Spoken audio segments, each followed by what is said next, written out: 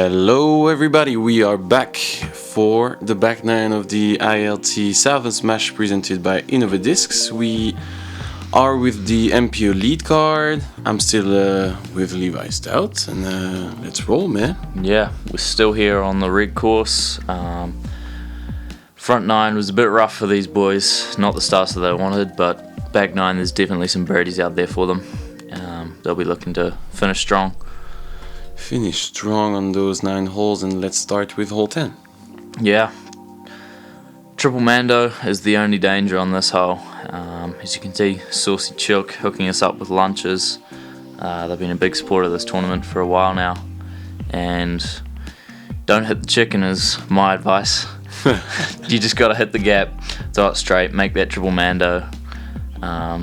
Pretty straightforward birdie, just straight putter for these guys probably. Yeah, just forget about the Mando and just go for the basket. Yeah. Would be the best advice. Ethan on the box. A bit early. Yeah, that was not great from him. That's fine though, because from there you're not going to the drop zone. You can make par from there, and that's not the end of the world. And again, that's parable. It's easy enough just to make bogey on this.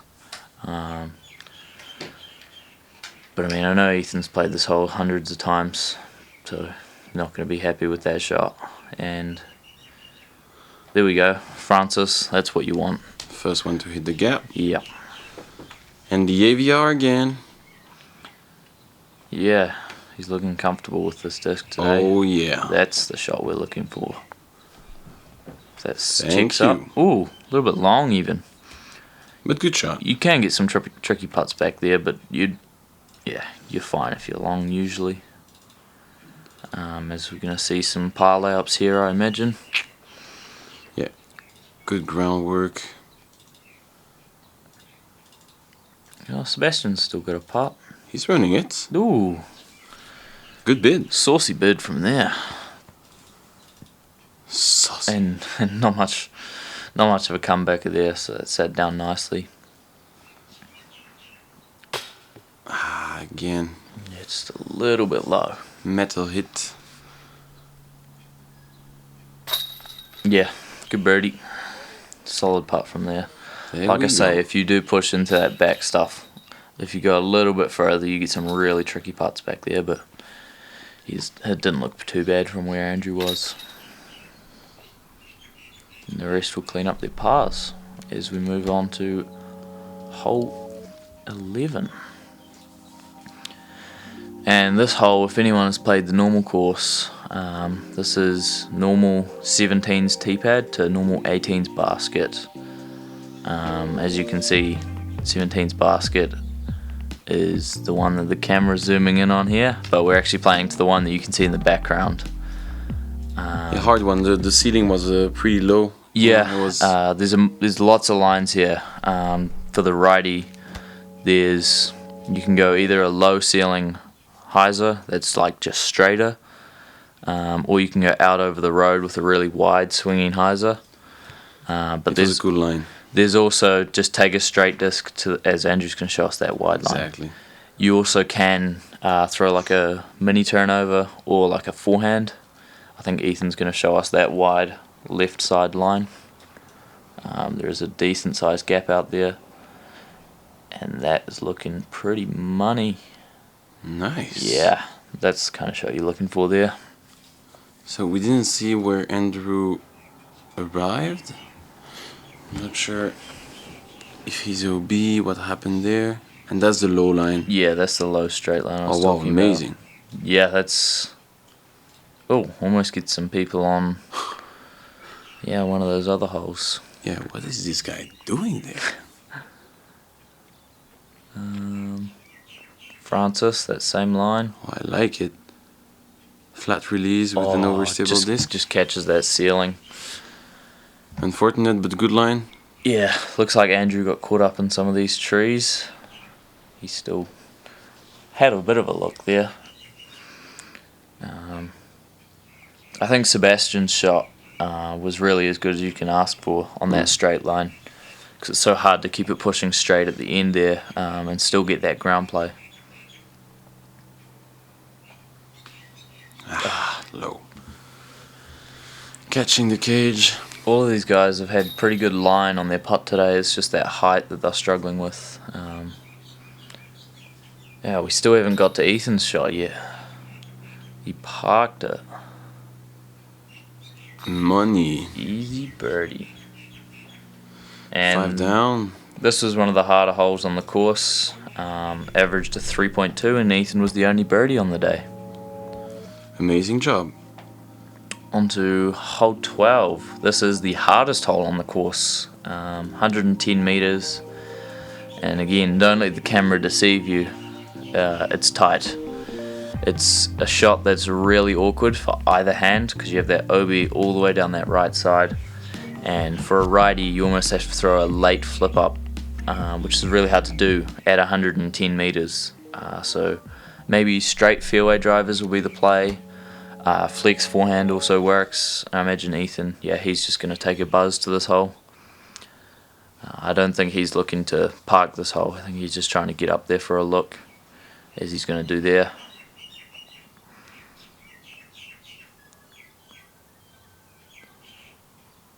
Andrew with the AVR again. Late. Ooh. Catching the big tree. It looks like it's kicked into that OB path. And there's that flip up that he's looking for. Oh, wow. Beautiful line from Sebastian, just so close to getting all the way up there. If he's inbounds, he'll have a putt there. And Francis with the Luna. Yep. Is it? Not sure now. No, might be maybe even a hex. Okay. It's hard to tell with Francis and Andrew. You'll notice all of their discs are orange. They all look the same to me. Oh. Great little line from there. Yes, sir. Confidence.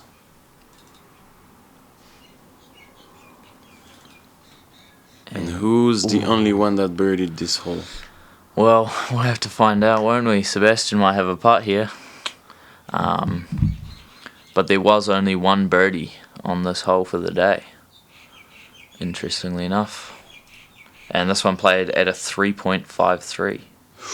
Ooh, good bid. Just a bit too much right. So this one played half a stroke over par, or more than half a stroke over par, and I was the only birdie on it on the day. Nice work, Levi.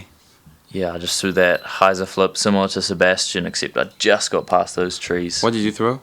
It was a river, so just that flippy fairway. Oh my. Francis. So Ethan. Hey. Hard. Something about this basket. Okay, and the comebacker as usual. Hopefully Francis can do the same here.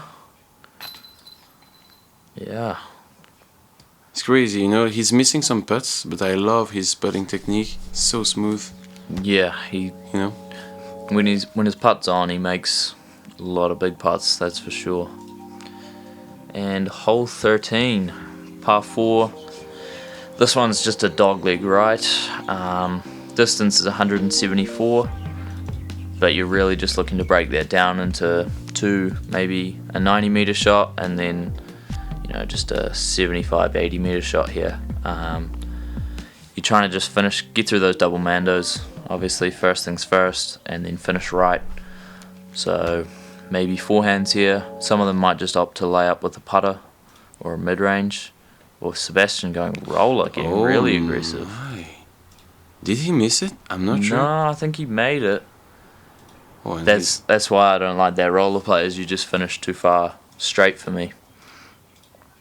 Ethan, Raptor, that's more of the shot you're looking for, or shot that I prefer. And then you just have a putter up to the green if you get about where Ethan is somewhere. And this is more my play, just forehand with an overstable fairway. Oh. A bit too high, but okay. Yeah.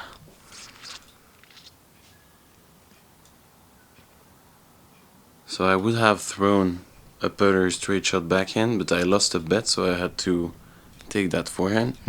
And I made the mando, but I missed the birdie. Uncharacteristic forehand out of you, eh? Once in a while. Yeah, shot from Andrew. That's brilliant from back there. Yeah, amazing Tricky shot. stance with that Mandos as well. He has to make sure he doesn't get too aggressive. And Francis looking to do something similar. So 2 birdie opportunities here. Ethan with the right hand now.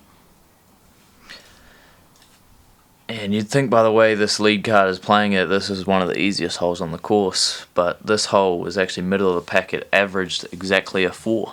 Okay. Lots of birdies, lots of bogeys. Probably just because of that double Mando. And if you get caught up in these trees, it's tough spots. But, I mean, these guys are all throwing good shots. But Ethan just needs to get that putt. Just needs to get that putt dialed in and he'll be fine. But again, Francis. My God. They're both just all over the basket. Ethan. Well, they are struggling a bit. It's coming back in a few. Here we go. Andrew showing the way. Yeah, off the tee and on these second shots, they really were, showing us how to play this hole. But just that putting. And we are missing Sebastian. I think he took the birdie on this one. Yeah. Hole 14. Hole 14. This one, surprisingly, is one of the harder holes on the course. Third hardest on the course. This one averaged a 3.2 because this OB is probably no more than 4 meters wide. 4 meters each side. So if you're not exactly where you want to be, you're probably in the OB on this one.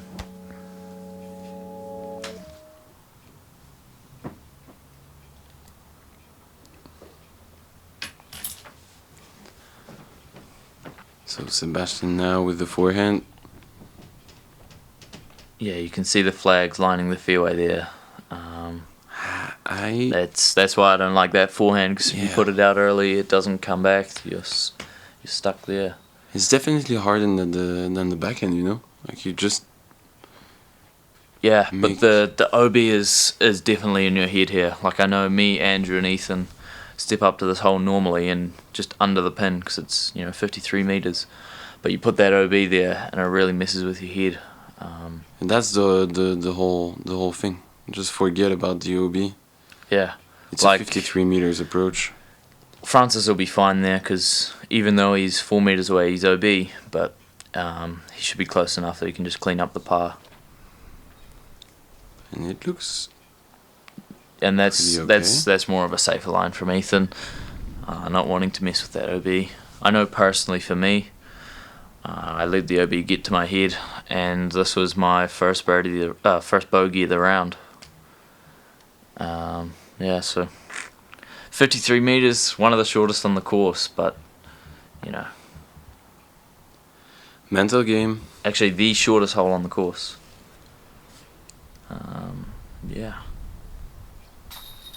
Yes, sir. Looks like there is a lot of wind on this green. Yeah, it picked up towards the end of the round for us. At the start it wasn't too bad, but maybe as they're entering the next hole, it kind of just sort of started to pick up, and they are starting to move towards some of the more open holes as well, so you'll see that start to come into play a lot. So 1 bird, 2 pars, and 1 bogue. Yeah. Pretty okay. And on to hole 15. This one, what can I say? It's 90 meters. I think it actually played as a par 4 on the day, and it's tough because you have those trees that have started to grow up in the last couple of years, blocking the way for just that turnover. So you have to force something over early for a righty, or commit to going over those. As you can see, this wind is just going to wreak havoc on these discs. As you can see, those trees there don't block the wind that well from that golf course. So Andrew done well to get that one over early. He might get up here. Yeah, just catches one of those guardian trees. It's a good shot from there, though. And what do we have in his hands? Francis. Again, I believe that's a Luna, another Luna. Just early on that one though. Needed to really get it over. I believe they had a right to left on this hole, so for me personally, I was just trying to take something overstable mid-range, and just get it turned over, fighting against that wind, and then have it fade late. And with this hole being a par 4, obviously it's eagleable, and this one was the easiest hole on the day with that parring. So this hole averaged a 2.93. So even if it were a par 3, it would have averaged middle of the pack, but as a par 4, it was just ridiculously easy. 4 eagles on the day in the MPO field, and there's one of them. Easy. Andrew, great putt there for an eagle. Shout out to Riley Bruce and Cartney as well as me. We were the only eagles on the day. Yeah. The others picked up some easy birdies there. Ethan got a birdie there. And away from the easiest hole on the course to one of the harder holes. Second hardest hole on the course, hole 16. Again, really awkward shot shape with this one because 92 meters and we're playing to that back basket, and it just plays as a hyzer flip that has to push straight at the end. So again, that left starts as a right to left moving shot, but then has to just push straight at the end. So yeah, straight mid ranges, straight putters maybe. Just trying to, either hit that gap or just play plinko on that right side.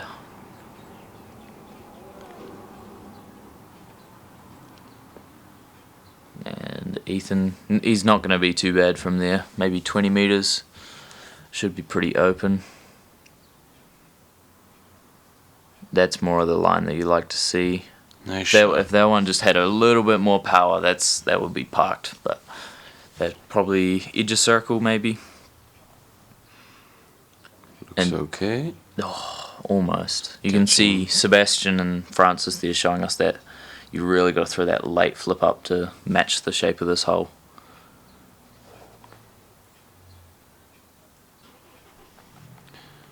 He nails it, man. Yeah. The Savior.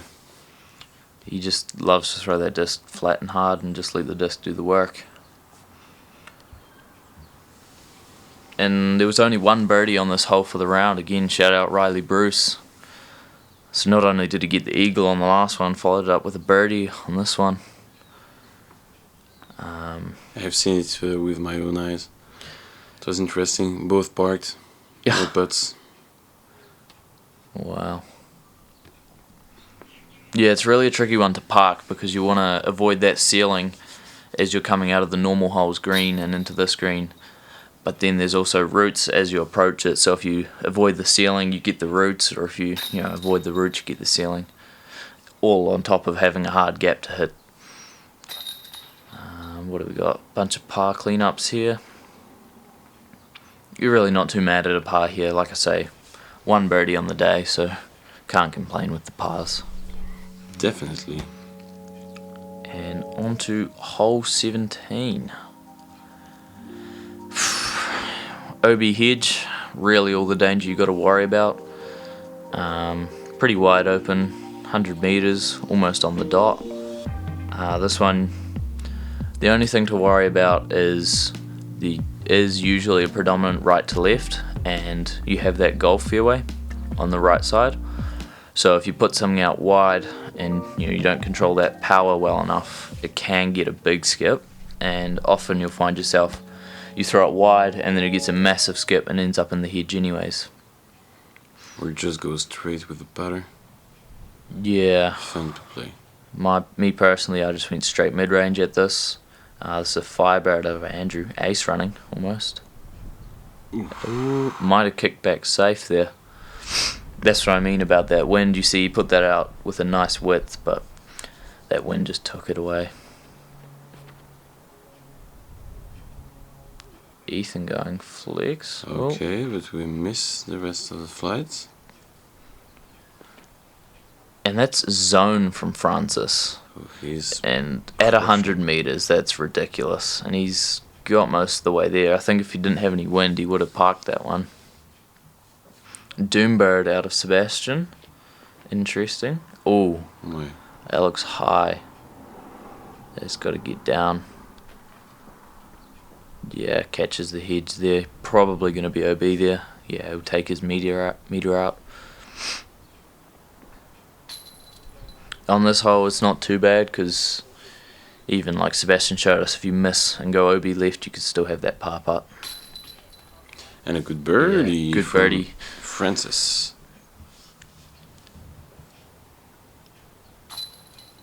And Andrew was safe there. Yeah, good birdie for him as well. Oh, Ethan making his putt. And Sebastian going to take the lone bogey. Yeah, a bit too high for Sebastian.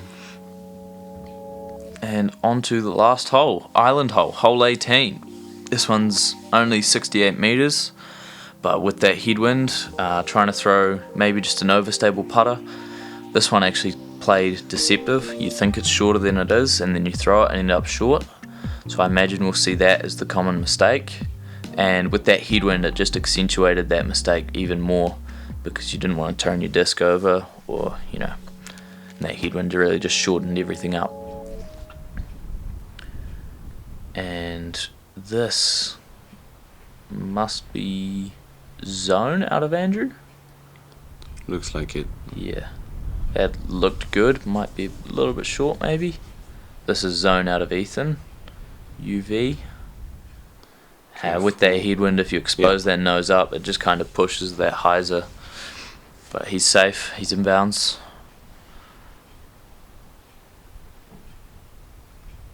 Ooh, careful. You can see that wind is really picking up now. When that hit the ground, that just bounced and almost didn't go anywhere. Yeah, this one. Oh, Sebastian. So that's hazard. So he will be putting from where his disc is, but 1-shot penalty. Oh, and a good save. Yeah, great putt from there. Good one from Seb. Francis for another birdie. Hard in the wind, if you're outside, even 7 meters in the wind becomes hard. But no problem for Ethan there. Oh, it doesn't look happy with it though. Yeah, wrapping up a good round in the end. 7 down is okay. Yeah, probably just too many bogeys for what he wanted. Yes. If he had kept it clean, maybe just cleaned up a couple putts, he would have been on for a really nice round there. And Andrew actually had quite a solid back nine there, getting the eagle and a couple birdies. Yeah, clean back nine. Yeah. So that's it, man, the red course. Yeah, that's us wrapped. Ethan looks like he'll be in the lead, unless anyone has snuck up on him from behind. Who would be able to do that? I don't know. But Francis and Andrew are definitely still in it. Only 1 and 3 behind. That's easily doable. Yeah, maybe Seb a bit short to catch the lead card for the last round. Yeah, might be a bit far out of it for that final round. Let's see. This leaderboard, where it has our top 10, that's top 10 and open. As you'll notice if you went onto the PDGA page, Johnny Ferrari in MP40 is 14 under at the moment. So Johnny Ferrari is leading the tournament by 1 at this stage. But he's got the Stout brothers 1 back of him. He's going to have to watch his back tomorrow, that's for sure. Yeah, good comeback for yourself. 11 down on the day is pretty nice. Yeah, I was pretty happy with that and managed to catch my brother up. Amazing. So it's going to be an interesting battle tomorrow. Yep. And we'll catch... Yeah, see you guys in the final round. Exactly. Thank you for watching and see you guys.